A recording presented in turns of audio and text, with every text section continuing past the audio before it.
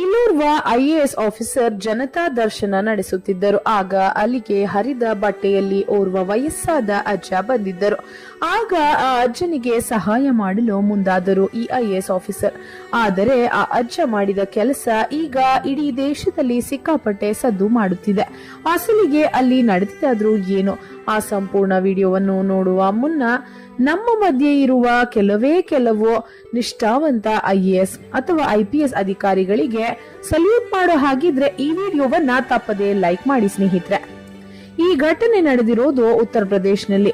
ಗಾಜಿಯಾಬಾದ್ನ district collector ಆದ ಶೈಲೇಂದ್ರ ಕುಮಾರ್ ರವರು ತಿಂಗಳಿಗೊಂದು ಸಲ ಅವರ ಜಿಲ್ಲೆಯಲ್ಲಿ ಜನತಾ ದರ್ಶನ ನಡೆಸುತ್ತಾರೆ ಮತ್ತು ಈ ಜನತಾ ದರ್ಶನದಲ್ಲಿ ನೂರಾರು ಜನರು ಬಂದು ತಮ್ಮ ಕಷ್ಟಗಳನ್ನೆಲ್ಲ ಹೇಳ್ಕೊತಾರೆ.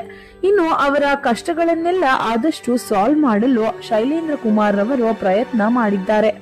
ಅದೇ ರೀತಿ ಲಖೀಂಪುರ್ನಿಂದ ಓರ್ವ ವಯಸ್ಸಾದ ಅಜ್ಜ ರಘುರಾಮ್ ಎಂಬುವವರು ತಮ್ಮ ಸಮಸ್ಯೆಗಳನ್ನ ಹೇಳಿಕೊಳ್ಳಲು ಹರಿದ ಬಟ್ಟೆಯಲ್ಲಿ ಬಂದಿದ್ದರು. ಆಗ ಅವರನ್ನು ನೋಡಿದ ಕೂಡಲೇ ಕಲೆಕ್ಟರ್ ಶೈಲೇಂದರ್ ರವರು ಅವರನ್ನ ಕೂರಿಸಿ ಅವರ ಕಷ್ಟವನ್ನ ಕೇಳುತ್ತಾರೆ.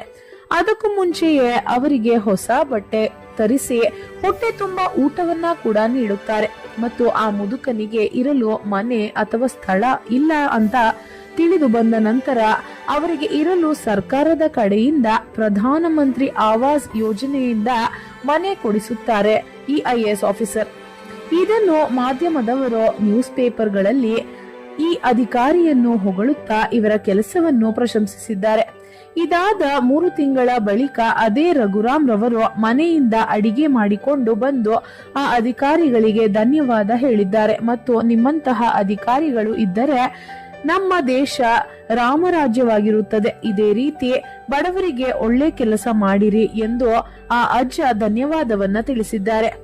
ಈ ಐಎಎಸ್ ಅಧಿಕಾರಿಗೆ ಇದೊಂದು ಚಿಕ್ಕ ಕೆಲಸವಾಗಿತ್ತು. ಆದರೆ ಆ ಅಜ್ಜ ರಘುರಾಮ್ ರವರಿಗೆ ಆತನ ಜೀವನವೇ ಬದಲಾಗಿ ಹೋಯಿತು.